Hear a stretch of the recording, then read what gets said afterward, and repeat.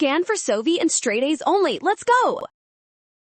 Osmosis problems can be tricky, but we will solve this fast. We need to find which setup moves water into chamber A at the highest possible speed. First, remember that water always moves from areas of high water concentration to low concentration. This means water flows toward the side that has more salt dissolved in the liquid.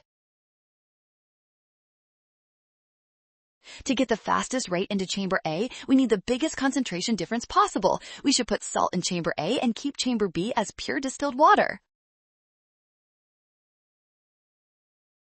This setup creates a massive osmotic pressure gradient pulling water across the membrane. Looking at our choices, this specific configuration perfectly matches the description provided in our... Well done! Scan the code. You can learn better with SOV. Avoid a rush and watch signs.